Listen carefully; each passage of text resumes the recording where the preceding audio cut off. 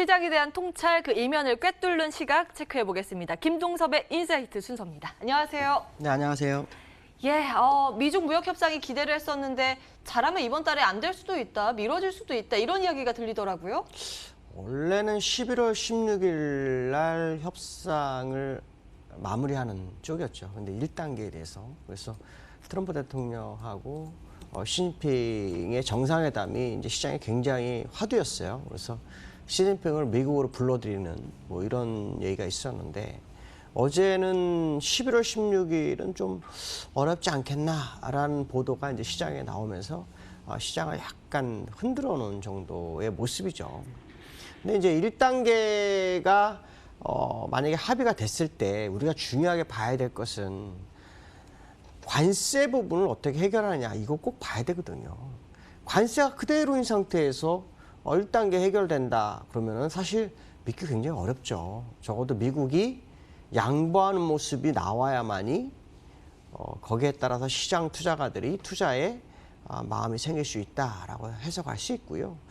근데 제가 지난번에도 한번 말씀드렸지만 이 시진핑하고 트럼프 입장에서 봤을 때 시진핑은 내년까지 끌고 가기를 원할 수 있죠. 큰 충격이 없게. 그다음에 트럼프도 역시 내년 선거까지 끌고 가는 전략이 필요할 수 있습니다. 왜냐하면 어저께 미국 내에서 지방선거가 있었는데 4개 지역에서 공화당이 차지한 것은 1개 지역입니다. 그리고 나머지 3개 지역을 다 내줬거든요. 그중에서 켄터키주 같은 경우에는 트럼프하고 힐러리의 대선에서 압도적으로 트럼프가 이겼던 지역에서 졌어요. 그러니까 이런 부분들을 감안한다 그런다면 트럼프 대통령 입장에서는 좀 무역 분쟁을 해결하는 게 더 이익인지 탄핵 리스크를 대비한 이슈를 남겨두는 게 좋은 건지 이거 이제 판단이 굉장히 중요한 상황이거든요. 제가 볼 때는 탄핵 이슈에 맞춰서 무역 분쟁을 늦게 해결할 수 있다라는 생각을 일부 하고 있습니다. 그래서 아마도 바로 서명하지 않는 이유도 이런 부분들을 감안하면서 시장에 립 서비스를 상당히 많이 제공하는 그런 과정이 아닌가. 실제로 미국도 마찬가지고 트럼프도 마찬가지고 계속 립 서비스가 시장을 끌어올렸잖아요. 그러니까 이런 부분들이 반복적으로 진행될 소지를 한번 열어두고 볼 필요성이 있고요. 기술적인 부분은 뭐 변화는 없어요. 변화는 없고 다만 이제 후행 스펙이 올라왔지만 캔들은 못 넘어간 상태죠. 그러니까 27,800을 넘어가서 28,200을 안착을 해야 됩니다. 이게 제가 선을 2개를 그어놨잖아요. 위쪽에서 그어놓은 선하고 아래쪽에서 그어놓은 선이 있어요. 그렇기 때문에 사실 27,800은 요 정도 언저리고요. 요 아래쪽에서 올라간 데가 28,000 정도가 됩니다. 그러니까 다 계산을 해보고 거기에 약간 내고까지 계산을 해서 확실하게 저 위쪽에 양봉을 세워줘야만이 진짜일 거다. 그것이 뭐 1단계 서명해서 관세에 대한 부분을 완전히 풀어주는 뭐 이런 전략이 나온다면 모를까. 그렇지 않다면 사실은 조금 더 지켜보는 게 맞죠. 물론 우리나라 시장이 요즘 강세인 부분이 있지만 삼성전자가 이끌어줬고 그 외의 종목은 그렇게 많지가 않은 상황으로 판단한다면 지금 상황으로 보면은 조금 더 지켜보는 게 맞는 것 같다라고 말씀드릴 수 있고요. 두 번째로 말씀드리고 싶은 이제 우리나라 시장과 관련해서 그 펀드, 그러니까 주식형 펀드에 자금이 진입을 했어요. 15거래일 만에. 근데 이제 이걸 가지고 이제 두 가지로 해석이 되죠. 하필이면 지금 지수가 저점에서 시장에서 예상했는데 2150.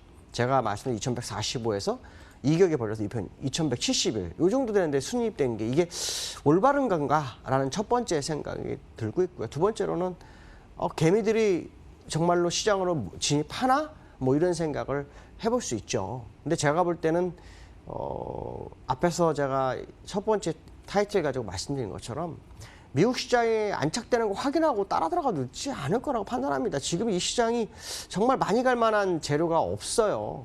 없고 미국도 아시겠지만 무역 분쟁 외에는 답을 낼 수가 없어요.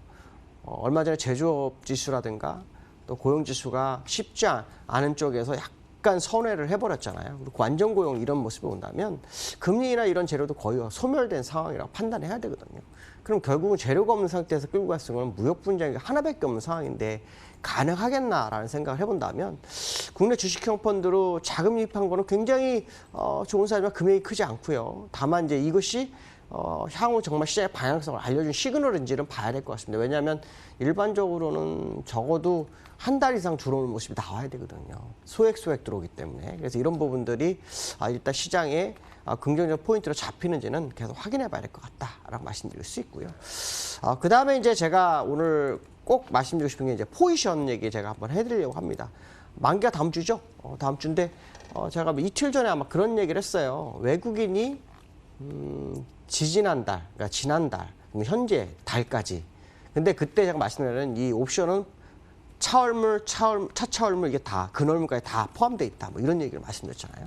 그래서 3개월 정도 후에 안에는 그 포지션대로 거의 움직입니다. 그리고 늦으면 4개월째거든요. 그러니까 이번 만기는 다음 만기냐인데 이제 저도 솔직히 너무 똑같은 패턴의 그 옵션 포지션이 나와서 좀 굉장히 당황스럽거든요. 당황스러운데 이제 한번 좀 봐야 될 게 제가 화요일 날 말씀드리고 난 다음에 또 바뀌었어요. 뭐가 바뀌었냐면 화요일 날 제가 요렇게 하면서 여기 파란색 요게 이제 매도거든요. 푸시입니다. 외국인. 이게 네블럭이었어요. 그러니까 네블럭이라는 말은 뭐냐면 행사가가 4개였습니다. 근데 지금 2개로 바뀌었어요. 그 얘기는 무슨 변동성을 보는 건데 재미난 건 뭐냐면 기관이 저쪽이거든요. 기관이 외국인하고 거의 비슷한 위치에 자리까지 풋을 매수를 해놨어요. 그래서 신기하다 해가지고 금액으로 한번 봤어요. 저는 원래 사실은 금액 안 보고 포지션만 많이 봤거든요. 금액을 봤더니 외국인이 풋을 140억을 매수했고요. 기관이 260억을 샀어요. 개인만 풋을 매도한 상태예요. 그러니까 지금 외국인과 기관은 일단 하방 쪽에 무게를 실었는데 이게 이제 지난번에 말씀한 것처럼 해지냐 아니면 진짜냐. 근데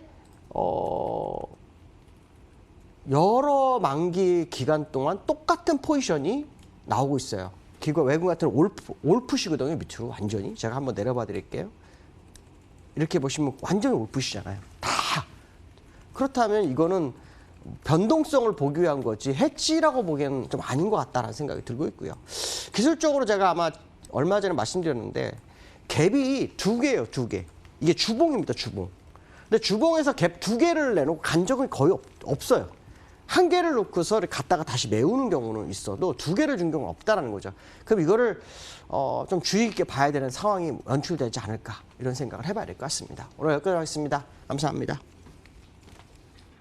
네, 환율을 잠깐 봐야겠네요. 중국 환율이 달러당 7위안 밑으로 떨어지면서 어제 마감이 됐었죠. 이 포치, 그러니까 7대가 털어지는 그 시대로 진입을 하면서 앞으로 이제 위안화 강세가 더 추세적으로 진행될 것이다라는 이야기가 들렸었는데요. 그러려면 미중 무역 협상이 조금 더 진정이 돼야 되겠고요. 중국의 금리 정책도 뒷받침이 되어줘야겠습니다.